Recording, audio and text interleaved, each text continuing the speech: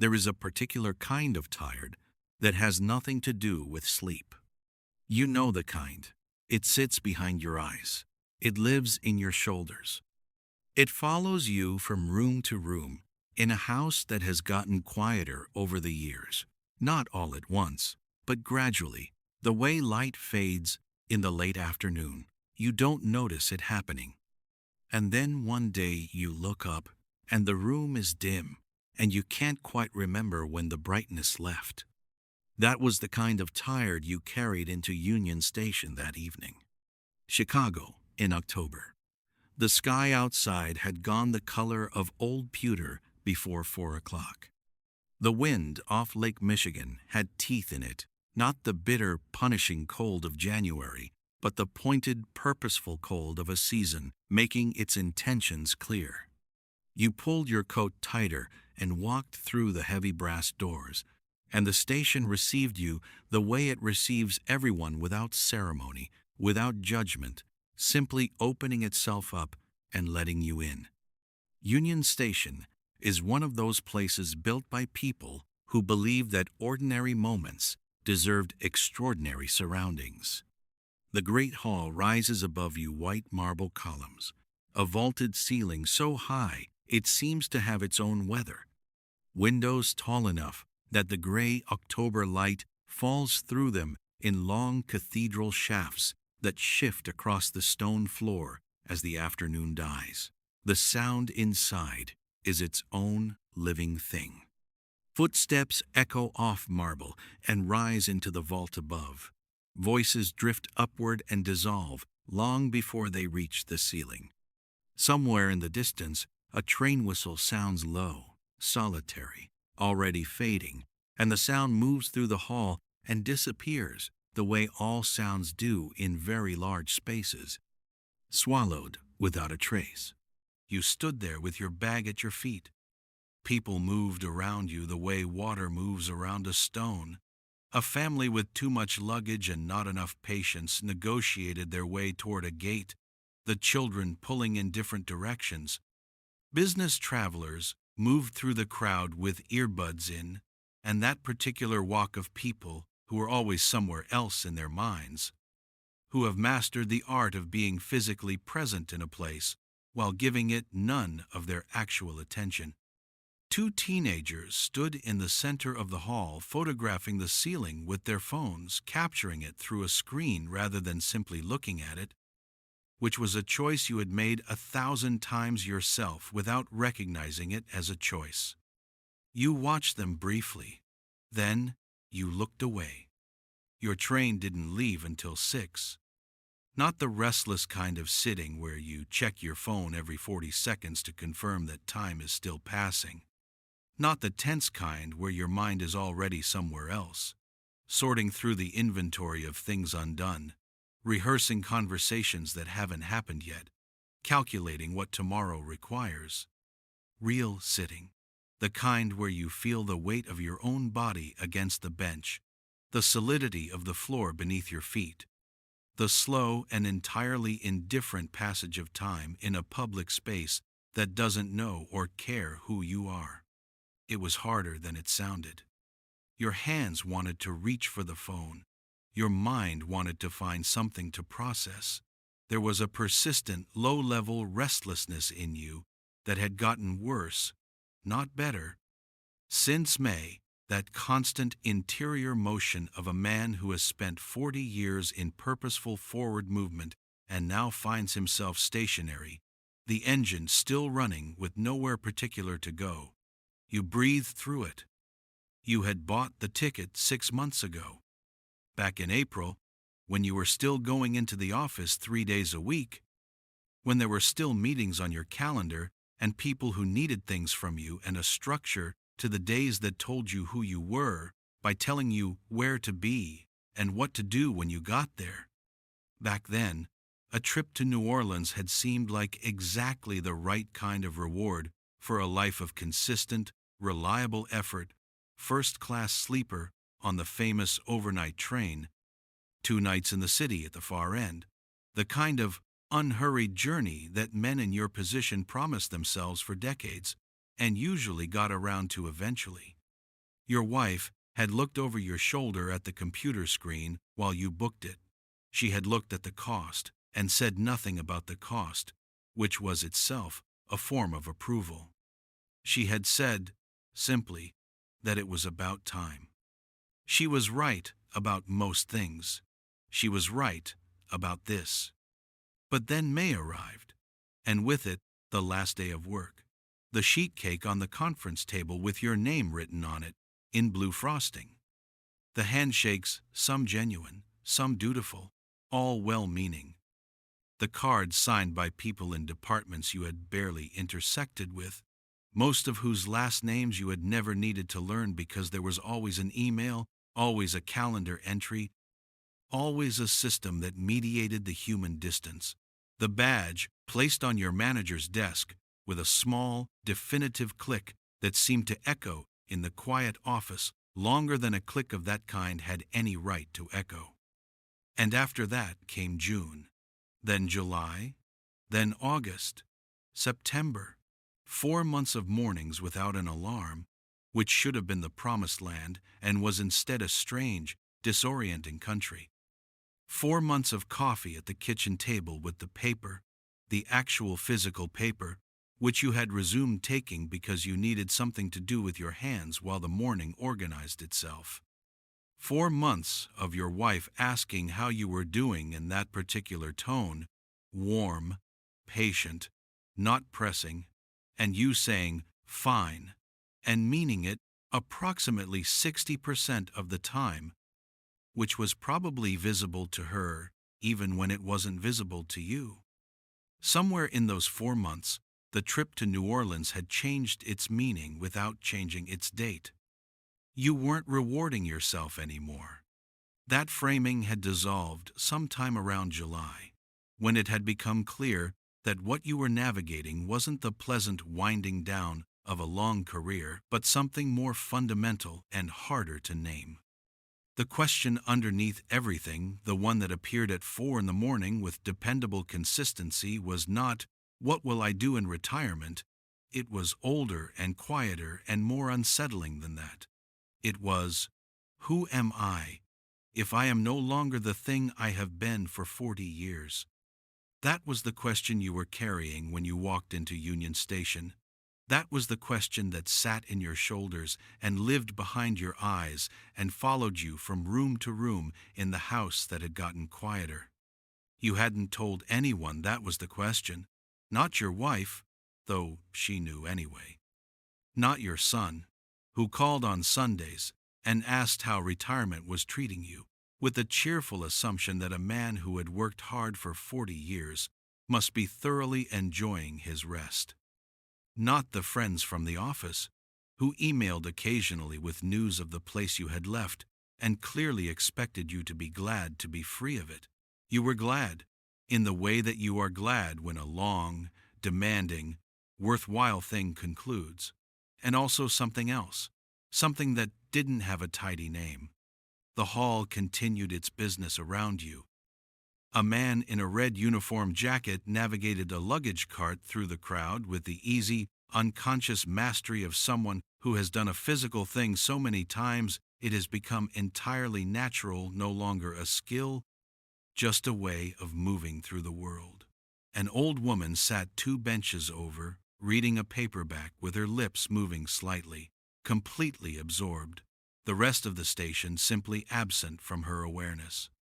A small girl in a yellow raincoat stood in the center of the hall with her head tilted all the way back, looking straight up at the ceiling with her mouth open, completely stopped by what she saw up there, the height, the light, the improbable grandeur of a room built for people who might never look up. You watched her for a while. You tried to remember the last time something had stopped you like that. The ceiling of a room, the sky on a clear night, a piece of music heard unexpectedly in a store, the things that used to reach through the preoccupation and touch something underneath it. You couldn't identify the last time? That fact sat with you on the bench for a while, not accusingly, just as information. At 5:30, The departure board showed your train loading at Gate G. You picked up your bag. You stood. You joined the drift of people moving toward the gates, and the drift carried you down a corridor with lower ceilings and warmer light, past a newsstand and a coffee kiosk, and a wall of lockers that had the slightly forlorn quality of objects whose purpose is increasingly unclear. The gate area was quieter than the main hall. A small group had gathered near the platform door, a man in a canvas jacket who was studying a folded paper map with the focused concentration of someone who has rejected the phone alternative on principle. An older couple sitting close together, her head inclined slightly toward his shoulder, neither of them speaking, comfortable in the particular way of people who have been comfortable together for a very long time. A woman in her 70s, alone, with excellent posture and a single small bag, who had the look of someone for whom this particular mode of travel was a familiar and agreeable habit. You found a seat and waited. The door opened at 5:40. The group began its movement down the ramp toward the platform. The air changed as you descended, cooler and heavier, carrying the specific underground smell of iron and deep stone and something electrical, a smell that belongs to the infrastructure of long distances, to the machinery of serious travel. And then you came out onto the platform and saw the train. The midnight coach sat alongside the platform in the early dark, like something from a different era. Navy blue so deep it was almost black in the station lighting, with thin silver pinstripes running the full length of every car. The windows glowed amber from within, warm, even light, the color of a lamp in a room where someone is settled and comfortable. Steam drifted in slow, deliberate curls from somewhere near the locomotive. The locomotive itself was enormous and patient at the head of the consist, indifferent to being looked at, requiring nothing from you. You stopped walking. You stood there on the platform with your bag in your hand and looked at it the way you might look at something you have been told about for years and are finally, actually seeing.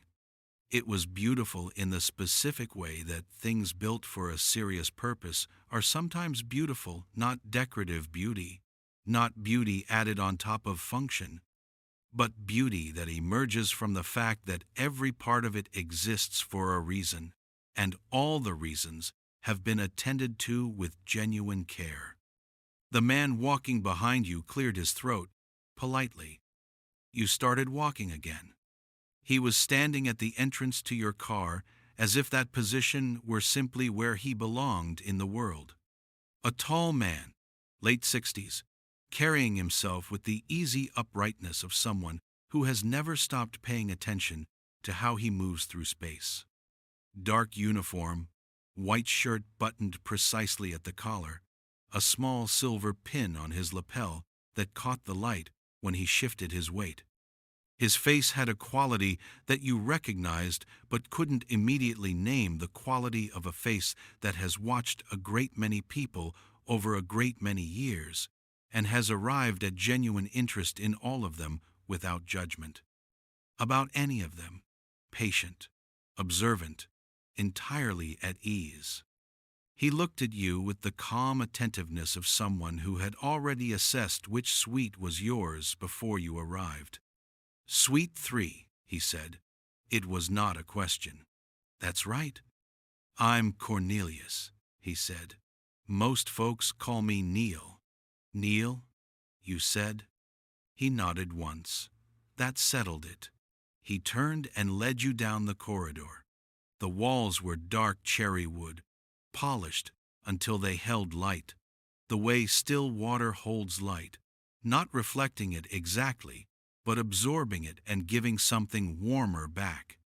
The carpet beneath your feet was thick navy pile, and your footsteps disappeared into it entirely, which gave the corridor the quality of a place where ordinary sounds had agreed to behave themselves. Small brass fixtures held warm bulbs at intervals along the wall, casting the kind of light that makes everything it touches look considered and permanent. At Suite 3, Cornelius stopped. He opened the door with a key that looked older than most things you owned, a physical key on a small brass ring, the kind of object that implies a certain confidence in the durability of the arrangement it belongs to. He set your bag down just inside the door with the care of a man placing something that matters, though he had known you for approximately 90 seconds. He stepped back. "After you," he said. The suite was intimate in the way that carefully considered spaces are intimate, not small so much as purposeful, everything in it chosen for exactly this use and no other. The window dominated the outer wall, wide and clean, looking out at the amber-lit platform. Beneath it, a small table with a surface of dark wood. On the table, a glass of cold water with a thin wheel of lemon resting against the inside of the glass. And beside it, a square of dark chocolate wrapped in deep purple foil, the kind of small, specific pleasure that someone has thought to include because they have paid attention to what the hour and the occasion call for. The suite was intimate in the way that carefully considered spaces are intimate, not small so much as purposeful, everything in it chosen for exactly this use and no other. The window dominated the outer wall, wide and clean, looking out at the amber-lit platform. Beneath it, a small table with a surface of dark wood. On the table, a glass of cold water with a thin wheel of lemon resting against the inside of the glass, and beside it, a square of dark chocolate wrapped in deep purple foil, the kind of small, specific pleasure that someone has thought to include because they have paid attention to what the hour and the occasion call for. The seat was upholstered in navy velvet, real velvet, not the synthetic approximation of it. You pressed your palm flat against it and felt the resistance and depth of the material, the kind of velvet that holds the impression of your hand for a moment after you lift it, as if the seat is registering that you were there. Opposite the window, a small brass clock on a wooden shelf, its second hand making its precise revolution with a tick so regular it became, after a few repetitions, simply part of the silence rather than an interruption of it. A reading lamp on a jointed brass arm beside the clock, a narrow wardrobe in the corner with a mirror on the inside of the door. You hung your coat on the hook near the entrance. You sat down in the velvet seat. You looked out the window at the platform, a porter moving past with a luggage cart, a man in a dark overcoat speaking quietly to a woman who was laughing at something he'd said, the conductor at the far end of the car checking something on a clipboard with the concentrated thoroughness of someone who takes the checklist seriously. Ordinary things. People doing the ordinary things people do in the last few minutes before a train departs. And then, on the small table beside your seat, a silver envelope, your name on the front of it, handwritten in ink, the color of winter sky. The letters formed with the unhurried deliberateness of someone who still writes by hand regularly and has never stopped caring about how it looks. Not calligraphy, not the performance of beautiful handwriting, but handwriting that is beautiful because the person writing it was paying full attention to what they were doing. You did not immediately pick it up. You sat with it beside you for a few minutes, the way you sit with something that you know will change the texture of the moment once you engage with it, and you want a little more of the moment before that change. The clock marked its seconds. Outside, the platform continued its preparations. Then Cornelius appeared in the doorway silently, the corridor betraying nothing. "We leave at 6, he said. "Can I bring you anything before we go?" "Tea," you said. "Chamomile, if you have it." "Honey?" "Please." He was gone before the word finished. You looked at the envelope. Your name sat on it with the patience of something that has been waiting and is entirely prepared to continue waiting. No urgency in it, no pressure, just your name in careful ink on heavy paper, present and available whenever you were ready. You picked it up. The paper was substantial, thick, and slightly textured under your fingers, the kind that costs more than paper has any practical reason to cost, and somehow feels worth it. The flap was sealed with a disc of dark blue wax, smooth and unembossed, just a clean circle of color with no design pressed into it. You broke it open. Inside, a card of the same heavy stock, and on it, in the same unhurried hand, 4 lines. The best part of any journey is not the destination. It's the silence you find along the way. Look out the window when the fields run out. You've been carrying this long enough. You read it once, then again, more slowly, then a third time, letting each line settle before moving to the next. You set the card on the table beside the water glass. You looked out the window. The platform lights caught the surface of the glass and sent a small, trembling reflection across the ceiling of the suite. You tried to think of who might have sent this. You found that you couldn't. You found, more unexpectedly, that you didn't need to. The train moved at exactly 6 o'clock. There was no drama to it, no lurch, no announcement, no theatrical moment of departure. Just a barely perceptible change in the relationship between stillness and motion, the platform beginning to drift past the window the way a shoreline drifts away from a boat that is quietly pushed off from the dock. Chicago began to move. You watched it go. The platform first, its concrete surface and yellow safety lines, the last few figures still standing along it, growing smaller and then gone. Then the rail yard, dark, complex, a geometry of switching tracks and idling cars, and the occasional cold flash of a signal light. Then the city itself, the train moving through the back of it, now fire escapes stacked against old brick, lit windows at different heights, each one a life in progress that you were passing through and would never know anything about. A kitchen where someone moved back and forth behind yellow curtains. A window showing only the blue light of a television with no other light on in the room.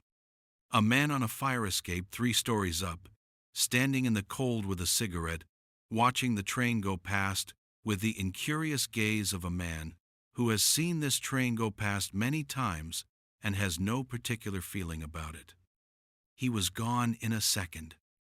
For a moment, through a gap between buildings where a parking lot opened up, you saw the skyline, the towers, against the October dark, their upper floors lit in patterns that had no particular logic from this angle, the city asserting its geometry against the night with cold and total confidence. Then the train curved, and it was gone. What replaced it was the scattered lights of the near suburbs, then fewer lights, then the long, opening dark of the Illinois countryside beginning to establish itself on both sides of the train, the land giving way to its actual scale, which is very large. Cornelius arrived with the tea. A small tray, white ceramic pot, white cup and saucer, with the simple elegance of good functional objects, a small jar of honey with a wooden dipper resting across the top of it. He set the tray on the table beside the card, careful not to disturb either. He straightened and looked at you with the attentiveness he seemed to bring to everything, not intrusive, simply present. "How long have you been on this route?" you asked. He considered the question at the pace an honest answer requires. 35 years, he said. That's a long time to travel the same distance. It is, he agreed. The way a man agrees with a plain fact, no weight on it in either direction. A pause. Then, the fields go quiet past Carbondale. He left, The corridor absorbed him without a sound. You poured tea into the cup and watched the thin steam rise. You added honey and watched it dissolve into the pale liquid, turning it the color of weak amber. You picked the cup up by the saucer, both hands steadying it, and held it close without drinking, letting the warmth transfer through the ceramic the way warmth does when you give it your full attention. Outside, the suburban glow was already thinning. You drank the tea slowly. Past Joliet, the last light gave out. The train moved into the open country of central Illinois, and the night disclosed itself in its actual size, enormous, unmediated, the sky no longer competing with anything below it. The moon had risen. Full October moon, or near enough to full, hanging in the clear sky with the cold precision of something that has no interest in being atmospheric and simply is what it is. It lit the fields in long, even silver. Soybean fields already harvested, black soil turned and waiting. The occasional stand of trees at the edge of a property line casting shadows so sharp they looked cut rather than cast. The moon's geometry imposed on the Earth's geography with absolute clarity. You had grown up near land like this. Not Illinois farther east, different state, but the same essential Midwestern character. The same flat generosity of the landscape, the same sky that simply doesn't stop, the same sense that a human being standing in the middle of all this is very small in a way that is not diminishing but clarifying. You had lived in the same city for 30 years. You had walked the same commute, driven the same routes, occupied the same mental geography so thoroughly that you had stopped noticing it as geography at all. It had become simply the neutral backdrop of a life being lived. And now here was this, streaming past the window at 60 miles an hour, silver and patient and exactly as it had always been.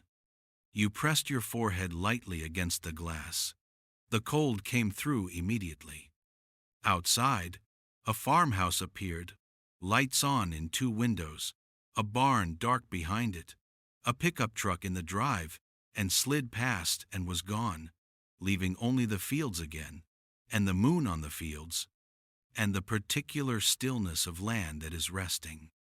The wheels below had found their rhythm and settled completely into it, that deep, rolling percussion that is somehow both mechanical and organic, the sound of something large and purposeful moving through the world. You had traveled by train before, decades ago, and had forgotten this sound. Or rather, you had not forgotten it so much as stopped having access to it, the way you lose access to certain kinds of silence when your life fills up with obligations that have their own sounds and leave no room for the sounds of motion through open country. Your shoulders were different than they had been an hour ago. Not fixed, not resolved, just lower. The difference between a man braced for something and a man who has, temporarily, stopped bracing. You hadn't done anything to achieve that. The train had done it. The fields and the moon and the rhythm and the act of sitting still in a moving room, watching the country go by in the dark. South of Springfield, you let yourself think about the last day. Not the way you'd been thinking about it these past months, that tight, slightly sick combination of relief and disorientation and the persistent low-grade anxiety of a man who has built his identity around a role and has now had the role removed, leaving the question of what was underneath it exposed and unanswered? Not that way. You thought about it the way you might think about a film you saw years ago and are finally far enough from to see what it was actually about, rather than what you experienced while watching it. 40 years. You had started at 25, which had seemed a serious age at the time. You had been good at the work, not brilliant, not the person whose name becomes shorthand for something, but good in the durable, structural way that organizations depend on and rarely celebrate, because reliable excellence, by definition, doesn't call attention to itself. You had been the person who showed up and did what he said he would do, and did it correctly, and showed up again the next day, for 40 years, without significant drama. You were not ashamed of that. You were, looking at it clearly from this distance, genuinely proud of it. And yet, when Cornelius had asked simply, courteously, the way you ask everyone, business or pleasure, and you had opened your mouth to respond, the answer had not been there. The space where it should have been was empty in a way that was not merely surprising but vertiginous, because the answer had been there, reliably, for 4 decades. Business, a review, a visit, a meeting that needed to happen in another city, or pleasure, the vacation you had scheduled, the trip you were taking with your wife, the weekend with your son.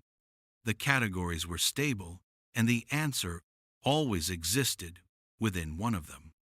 And now neither. Neither word fit what you were doing on this train. You looked at the card on the table. You've been carrying this long enough. The cup was empty.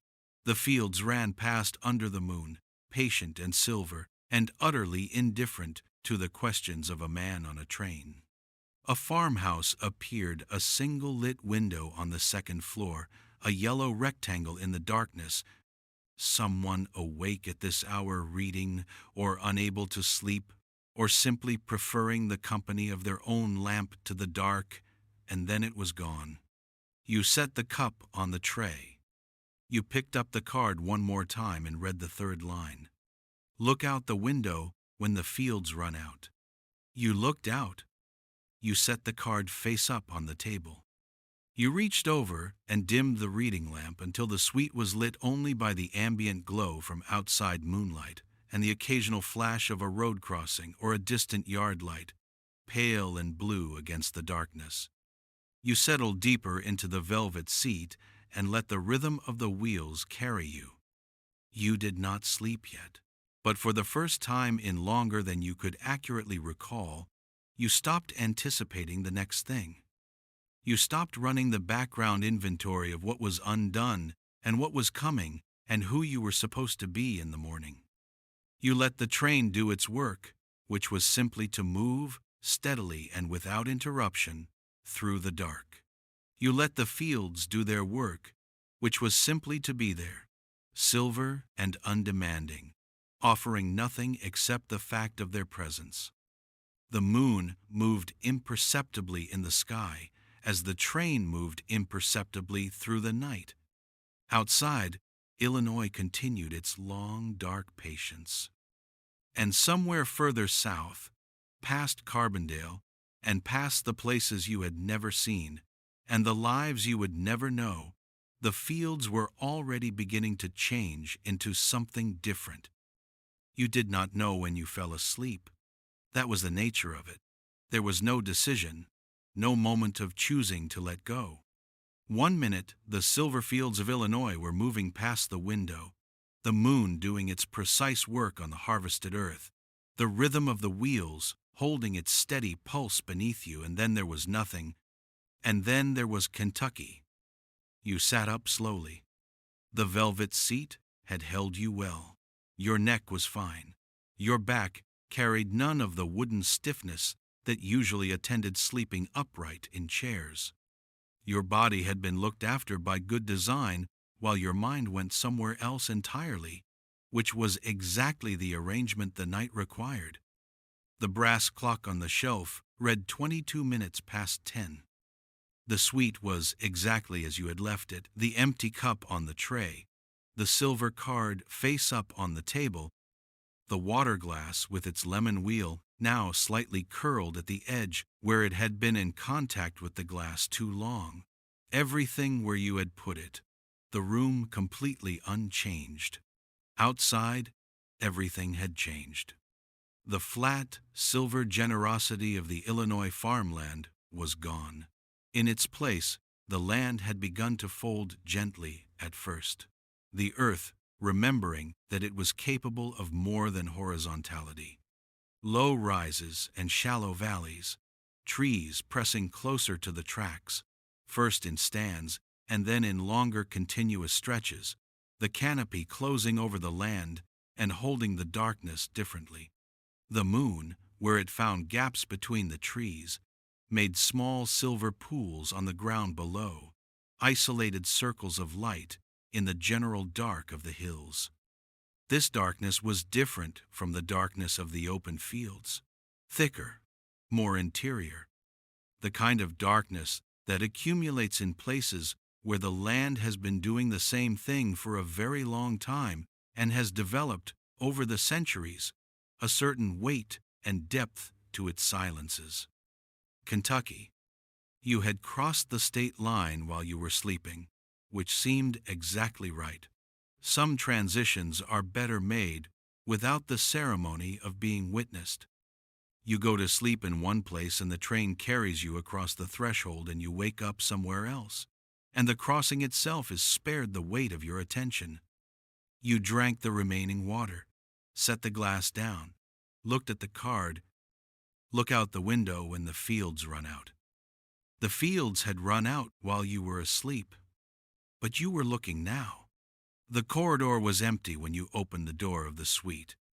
The carpet received your footsteps and gave nothing back, not a sound, not a suggestion that you were moving through it. The brass fixtures held their warm light along the wall. The cherry wood paneling absorbed the light and held it in a way that made the corridor feel, at this hour, like a place that existed slightly outside the ordinary progress of time, not stopped, but moving at a different speed, on its own terms. You moved toward the rear of the train. Past the closed doors of other suites, the silence behind them absolute. Past a small alcove with a water station and a basket of wrapped crackers placed there with the practical thoughtfulness of someone who has learned what travelers need at odd hours and has simply provided it without making an announcement. Past the junction between cars, the brief increase in sound and vibration as you cross the gap, the outside air making itself known for a moment through the seals, cold and carrying the smell of hills and the distant suggestion of water. The observation car was at the end of the consist. You pushed open its heavy glass door and stepped inside. The space received you like an exhale. Different architecture from the rest of the train, wider, more open, the ceiling curving upward into a long vaulted dome of glass that ran the full length of the car. The side windows were oversized and angled slightly outward, and the dome above completed a panoramic view of everything surrounding the train sky and hills and trees, and the narrow corridor of the rail cut moving through the Kentucky night. The seats were large and deeply cushioned, arranged in facing pairs, each one oriented toward the glass, as if the glass were the whole point of the room, which it was. At this hour, the car was mostly empty. A man near the front had a book open in his lap that he wasn't reading, his attention on the window rather than the page. Somewhere near the middle of the car, a woman in a pale blue cardigan had her eyes closed, her head resting lightly against the glass, with the practiced ease of someone who has done this specific thing before and knows it will be comfortable. From somewhere in the car, soft piano music played at a volume just above silence, not asking for attention, simply present.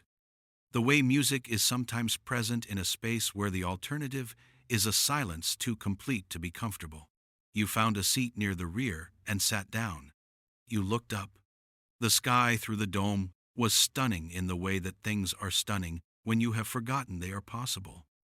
Out here in the Kentucky hills, far enough from any significant city that the light pollution had retreated to a suggestion at the far horizons, the stars were not the occasional, modest things you saw from your backyard on clear nights.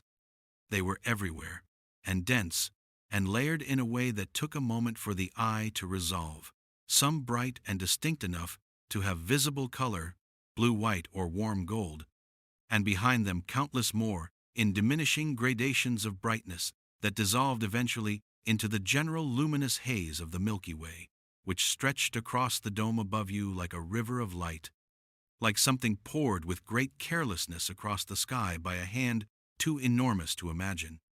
You looked at it, without thinking about looking at it, without categorizing or naming or trying to remember the last time you'd seen something like this. Just looking, the way you look when the thing in front of you is large enough to occupy the full available space of your attention and leave room for nothing else. Several minutes passed. The stars moved incrementally in the dome as the train curved through the hills, the whole sky pivoting on its axis in slow and stately rotation. You did not think about anything. That was the gift of it. Cornelius appeared at the far end of the car without announcement.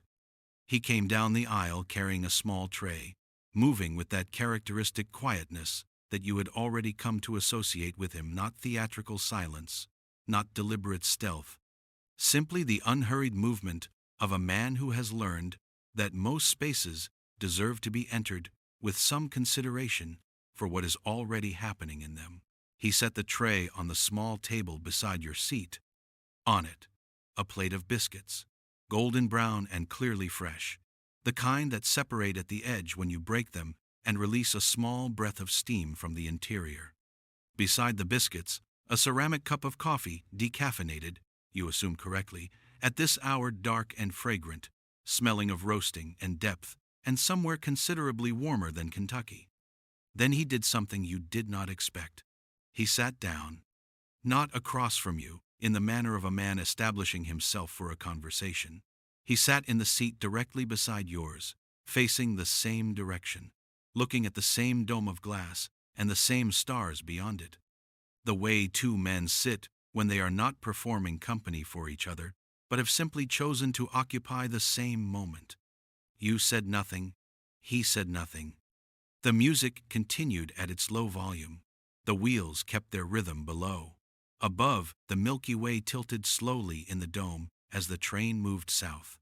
Then, without preamble, Cornelius said, 35 years on this line. You waited.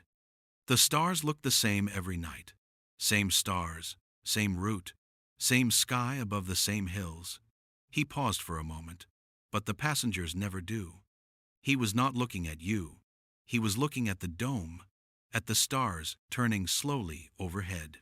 You can see it when they board, he said, the way a person holds their shoulders when they walk down the platform, whether they look at the train or look past it, whether they're arriving somewhere or leaving something. Another pause. Every single person that gets on this train is carrying something. I've been watching it long enough to be certain of that. The biscuit in your hand was warm. You had picked it up without noticing. Then somewhere around here, Cornelius said, something starts to change. He stood up as quietly as he had sat down. He took the tray from the table, leaving the coffee and the biscuits. The sky does it, he said, has a way of showing a person how much of what they've been worrying about is a very small thing in a very large place. He moved back up the aisle without looking back. The glass door at the end of the car swung closed behind him with a soft, conclusive sound.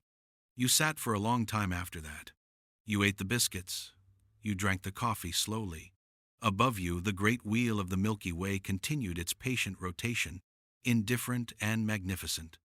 Something in your chest, something that had been held at a particular tension for months, maybe longer, maybe long enough that you had stopped registering it as tension and had simply incorporated it as a baseline condition of being yourself, began, at a depth below conscious awareness, to loosen.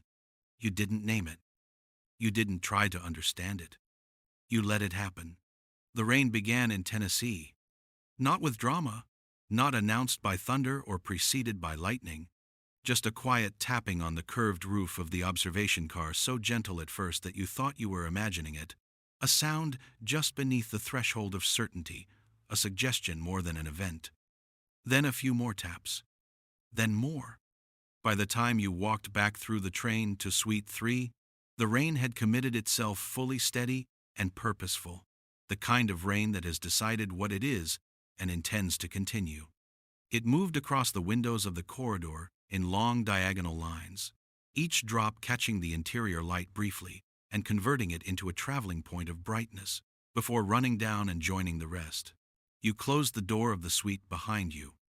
Inside, the rain became something different, filtered through the walls of the car into a softer, more contained version of itself, a percussion without sharpness, layering over the rhythm of the wheels, so that the two sounds found each other and moved together in a loose, improvised collaboration that was not quite music, but had the quality of music, the quality of organized sound that accommodates itself to the space it occupies. You turned off the reading lamp. The suite settled into its nighttime self, lit only by the ambient glow from outside, the rain-diffused light of the moon making everything slightly luminous, the occasional flash of a highway crossing, or a distant security light throwing brief blue-white brightness across the ceiling before retreating. The darkness that remained was comfortable. The kind of darkness that belongs to a room where nothing requires your attention. The bed had been turned down while you were in the observation car. You sat on the edge of it for a moment before lying down. The sheets were cool and carried a faint smell of fresh linen. On the pillow, a small, dark chocolate, not the pale mint green of lesser hotels, but dark, which was right. A blanket had been folded and placed at the foot of the bed with a precision that had nothing performative about it. Someone had done this because it needed doing, and had done it correctly. You sat and listened to the rain. It occurred to you not as a revelation, just as a quiet recognition that you had not heard rain in a long time. Not this way. Rain had been happening regularly throughout your life, and you had been present for its occurrence without actually hearing it. You had heard it as a condition: it's raining, take the umbrella, the drive will be slow, as a meteorological fact to be accounted for rather than a sound to be received on its own terms.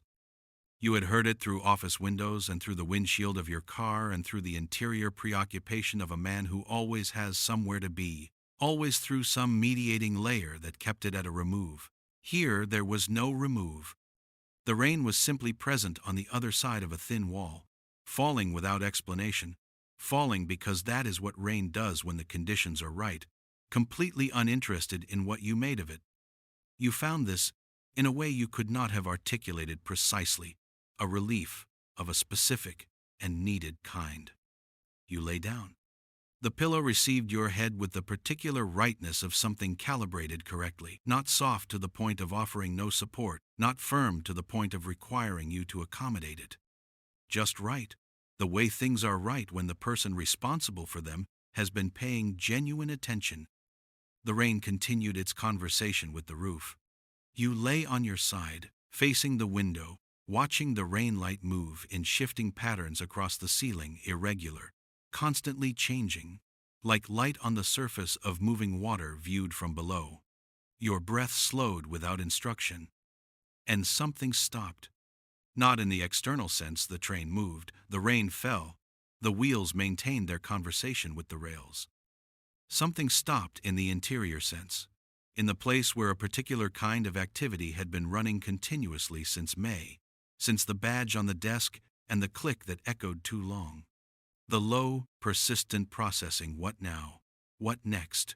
Who are you, without the thing that named you? What does this amount to?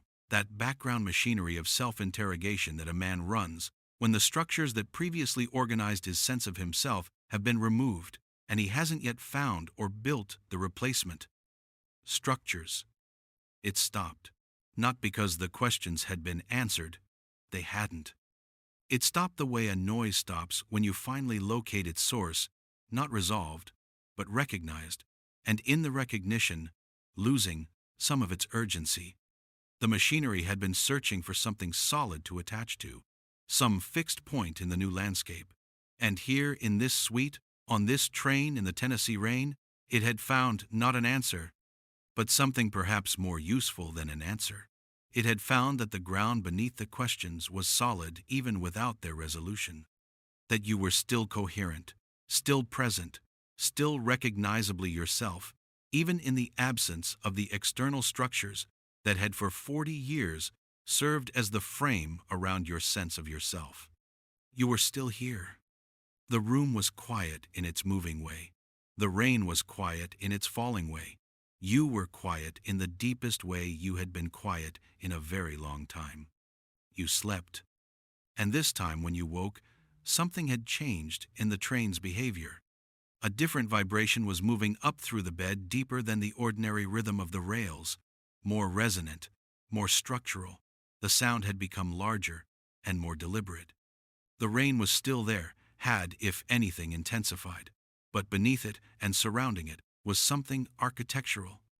The sound of very large quantities of metal being asked to hold and transmit a very great deal of weight. You came fully awake in a single moment. You sat up. You looked out the window. The river, what you saw through the glass was not open country and not the interior darkness of hills and trees.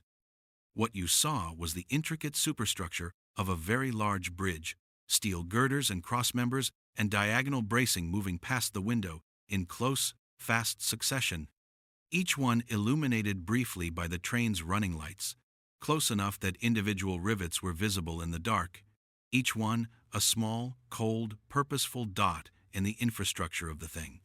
Beyond the bridge's bones, in the gaps between the steel water, black, wide, moving, carrying the reflected light of the storm clouds on its surface in slow and oily swirls. The Mississippi River, at night, in October, in the rain. You had crossed it before, many times, the way most people cross it in a car, on a highway bridge, at speed with the radio on, and 3 other things occupying your attention. The river visible for 30 seconds before the opposite bank arrived. A feature of geography, a fact to be crossed. This was not that. This was a different order of experience entirely. The river below was wide past the point where the eye could find its far bank in the dark. 10,000 years of watershed collecting itself into this one southward movement. 10,000 years of this continent draining toward the Gulf through this channel, carrying silt from the Rockies and topsoil from the prairies, and the accumulated runoff of an entire nation's weather.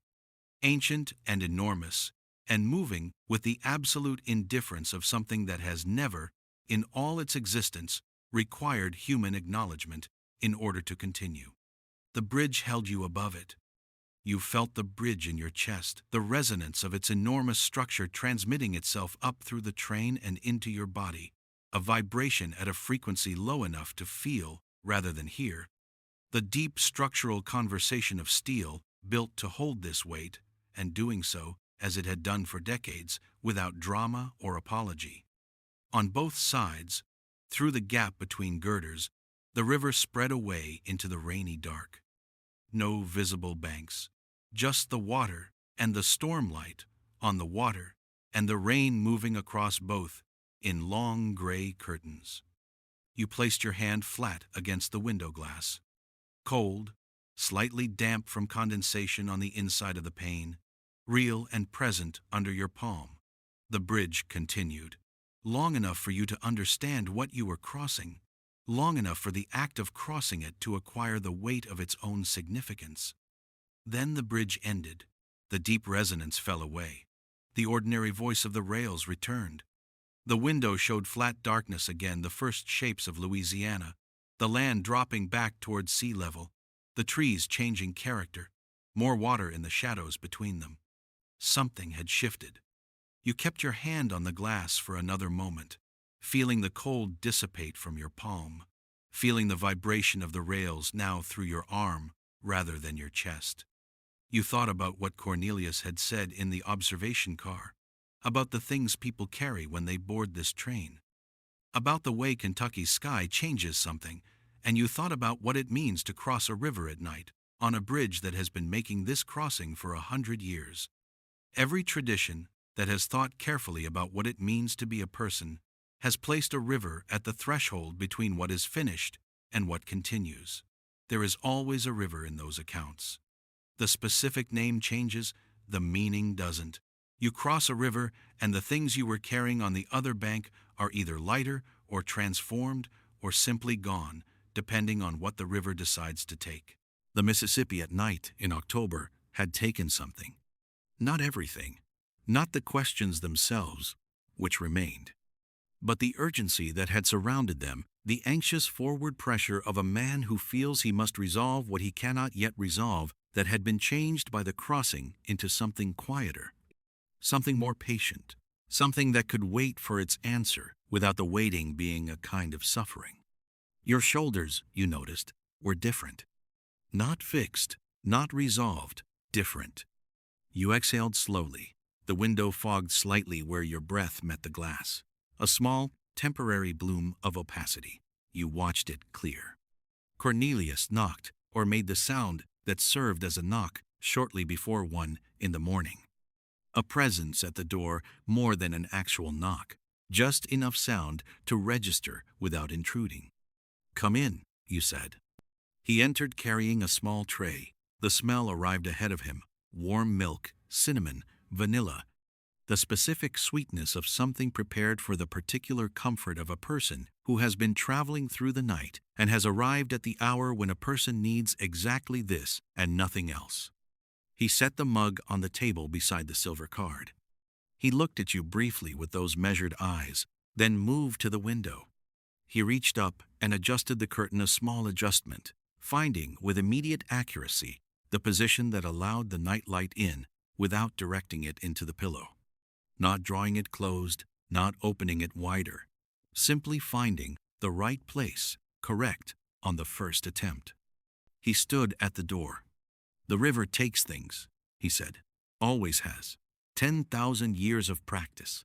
He said it the way a man says something he has observed to be consistently true over a long enough period that the observation has become simply a fact about the world, offered plainly, without emphasis, without investment in what you did with it.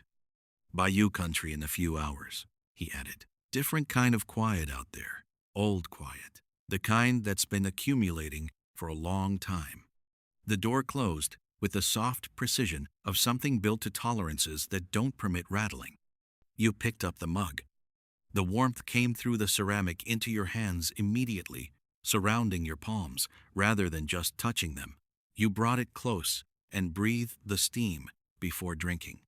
The milk was sweet with honey and warm with cinnamon, and there was something underneath it that was simply the taste of warmth itself, which is not a flavor, but an experience. One of the oldest available to human beings, and still, after all the years, completely effective. You drank. You looked out the window at the Louisiana darkness, the early stages of it, the land still organizing itself into the character it would fully reveal by morning. More water in the shadows. More moss on the trees where the headlight caught them briefly. The occasional egret standing in the shallows beside the tracks, white and still, apparently unbothered by the passing of the train. Your eyes were growing heavy. This was different from the forced, frustrated sleeplessness of the month since May. This was the natural heaviness of a body that had been carried through a significant night and had done its work and was now ready for the rest that follows work. There was no anxiety in it, no resistance. Just the clean, honest weight of a system preparing to rest. You set the mug on the table.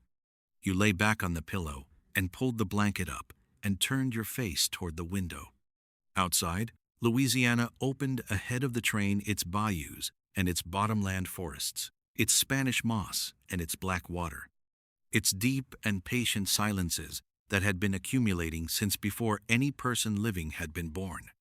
The rain had eased as the train moved south, and what remained was barely rain more, the afterthought of rain, a mist pressing softly against the glass, softening the world on the other side of it into something impressionistic and indistinct.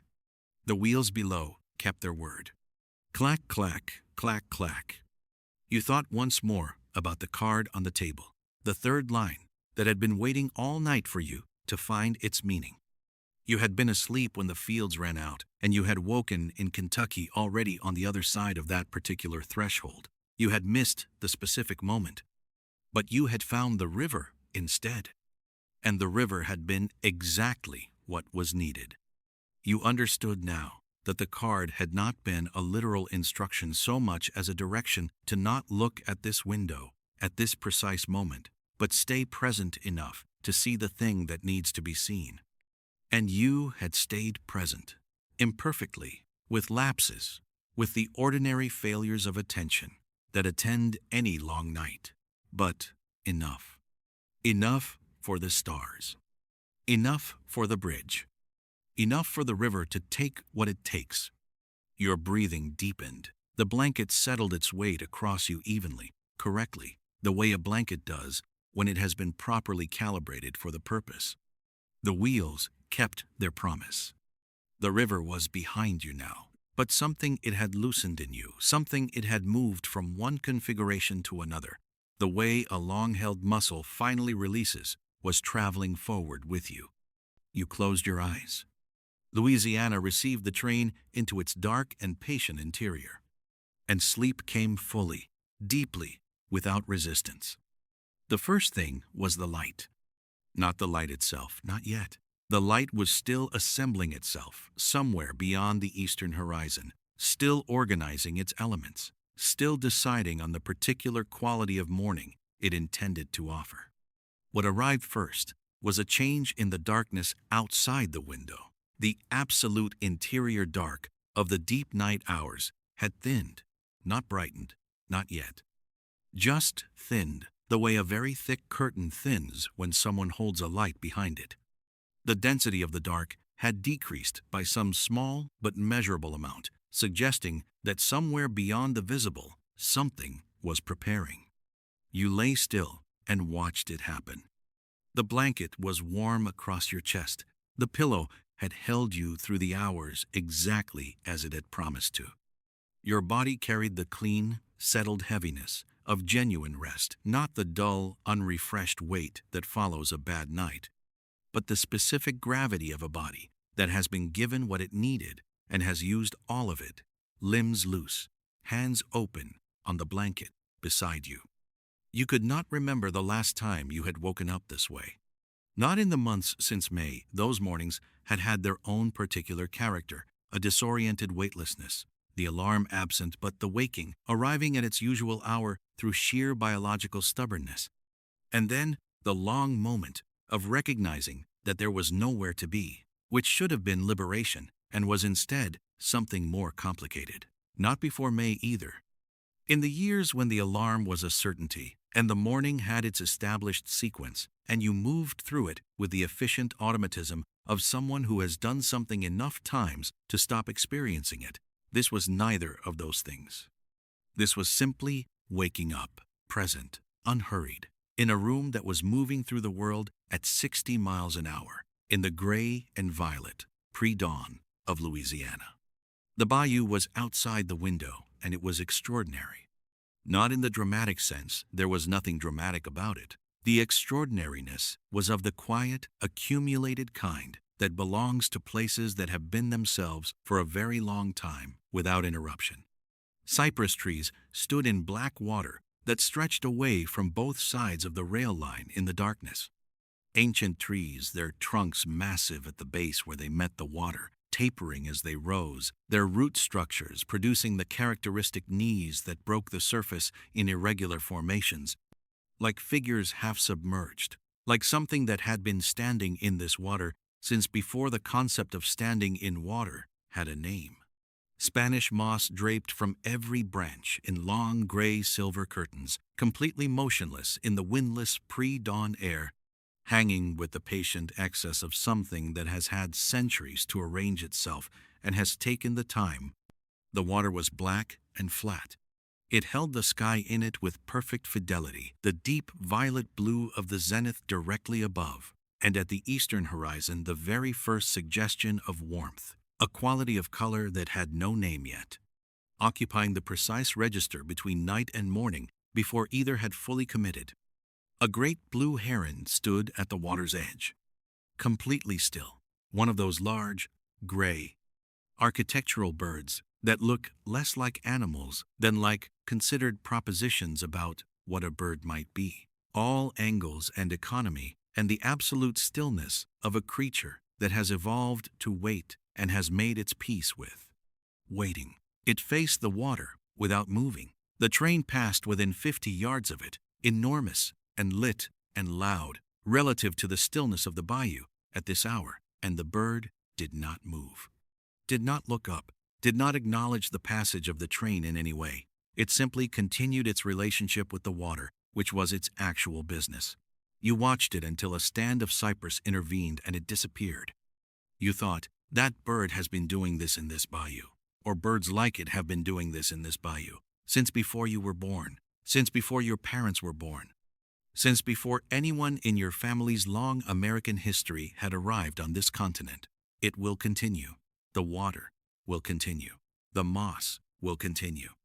The particular quality of this pre-dawn light gray and violet and accumulating warmth at the horizon will continue to arrive every morning over this bayou, whether or not anyone is present to receive it.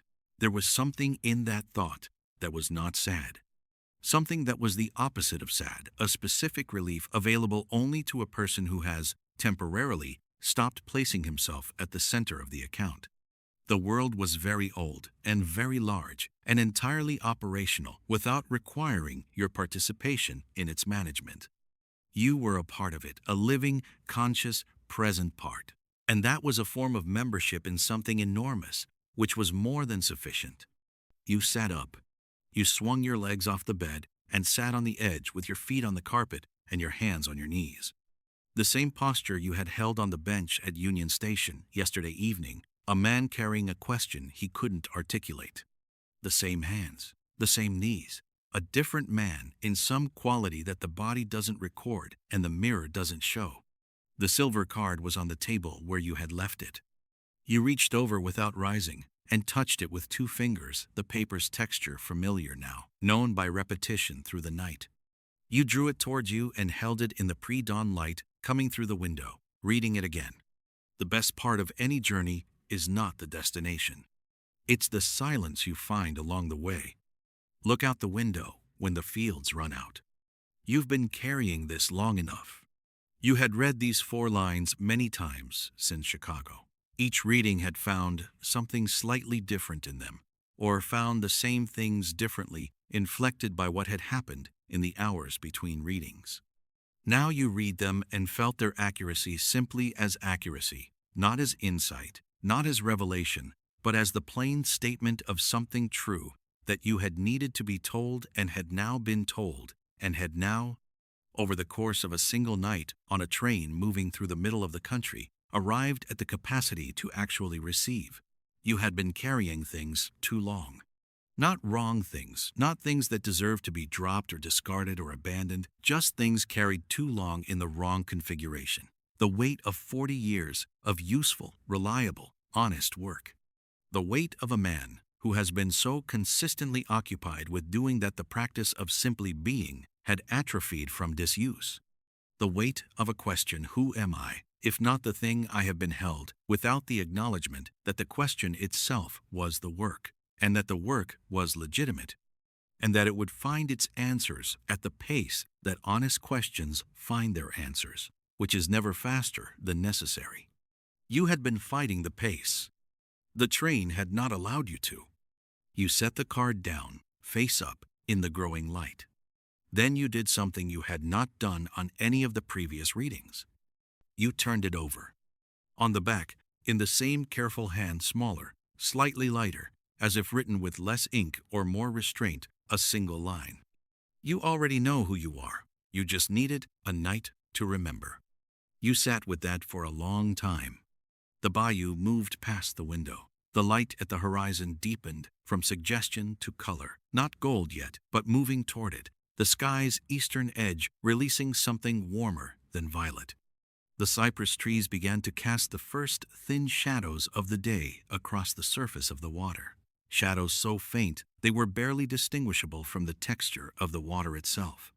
You already know who you are. This was not the same as the question being answered. The practical questions, what to do with the time, how to find structure, where meaning would come from when the old institutional sources of it had been concluded those were still real and still waiting, still requiring the kind of patient, deliberate work that couldn't be accomplished in a single night on a train. You were not naive enough to think that motion through the dark had resolved them. But underneath those questions, which were genuine and would require genuine effort, was something else, something older and more durable. The thing underneath the career, and underneath the identity that the career had provided, and underneath even the question of what replaced it, the original version of yourself that had been present before any of it, before the first day, and the last day, and all the days between. That one you knew. You had always known him. He had simply been very quiet for a long time, underneath the occupation of a life being lived at full speed in a particular direction. Now the speed had changed. The direction was less fixed. And in the space that opened up in the Kentucky stars, and the Tennessee rain, and the resonance of the Mississippi Bridge, and the old quiet of the Louisiana bayou, he had made himself audible again. You already knew who you were. You set the card down, this time on its back, so the new line faced upward. Then you went to the small wardrobe and opened it and looked at yourself in the mirror inside the door. A man of 65. Gray at the temples, and in the beard he'd been growing since May, fuller now than it had been at the beginning of the summer, still slightly unfamiliar when he came across it unexpectedly. Lines at the corners of his eyes from decades of squinting into bright rooms and bright screens. Good lines, the kind that arrive from use rather than from neglect. Eyes that were, he had to acknowledge, clear, rested, not empty of anything, not diminished, simply at rest in a way they hadn't been when he'd looked in this same mirror last night before the train moved. He looked at himself for a moment with the straightforward attention of a man who is not performing an assessment but simply looking. Then he closed the wardrobe and went to wash his face. Cornelius knocked at 7. The same presence at the door, the same sound that asked rather than demanded. "Come in," you said. He entered and the smell preceded him, coffee, dark and serious and absolutely right, the kind of coffee that belongs to this specific part of the country, the way certain sounds belong to certain landscapes. Community coffee, chicory blend, the definitive coffee of South Louisiana, a flavor that has been arriving at breakfast tables in this region for long enough to have become part of the regional sensory vocabulary. Behind the coffee, a small pitcher of cream, a glass of orange juice that was clearly recently fruit. 2 pieces of toast, properly done, with a small ramekin of fig, preserves alongside dark, jewel-colored, carrying in their concentrated sweetness the full memory of whatever the summer had been. Cornelius set the tray on the table beside the 2-sided card. He looked at the card briefly at the new orientation, the backside facing up, the single line visible, and said nothing. He looked out the window. "About 2 hours out," he said. "Weather's good in the city. Warm for October." "The bayou was extraordinary this morning," you said, earlier, before the light. He nodded once, without surprise. "It always is. Most people sleep through it." "I almost did." "But you didn't," he said. An observation, not a compliment. He adjusted the curtain, the same precise, immediate adjustment, finding without apparent calculation exactly the position that invited the morning light in without letting it arrive oppressively. A small, practiced mastery, the kind that is invisible when done correctly. He moved toward the door and stopped. "Take your time this morning," he said. "The dining car is open. No rush to anything." He left. You poured the coffee. The cream went in, and the color shifted from black to the deep amber of old wood, and you held the cup in one hand and breathed the steam before drinking just once, one long breath of it, the chicory's specific bitterness reaching you before the warmth did. The first sip was complete, bitter, rich, dark, carrying the flavor of a place that has known what it wanted for a long time and has continued to make it the same way. Through the window, the bayou was giving way. The cypress were thinning, the standing water pulling back as the land lifted itself toward greater firmness. Small communities appeared at the margins, houses on stilts, their front porches facing the waterways, with the practical wisdom of people who have always lived at the water's edge and have built accordingly. A weathered boat tied to a dock with its bow pointing at nothing in particular. A dog sitting in front of a closed gas station with the composed authority of a dog who considers himself indispensable to the location. The light was fully golden now, the early morning sun doing its work on a landscape that was ready for it, the moss catching the light and holding it in a way that gave even the most ordinary tree a quality of being recently gilded. You ate the toast. The fig preserves were exactly right, complex and dark and sweet, carrying in them the concentrated character of the fruit and the summer and the hands that had made them. You watched Louisiana come fully awake. You were holding the orange juice when you turned the card over again. Not looking for anything, just the habit of a night's worth of reading it, the hand reaching for it the way hands reach for familiar objects without direction from the mind. You turned it over to the front. Read the 4 lines again. And then did something you had never thought to do in all the readings through the night. You flipped it to the back once more. You already know who you are. You just needed a night to remember. Beneath that line, and you had not seen this before, had not looked closely enough, the early light now showing you something, the nighttime lamp had not there, was something else, very small. Almost an afterthought, a postscript in handwriting even smaller than the message, at the very bottom edge of the card. Put it down now. Your hands are free. You sat with that for a long time.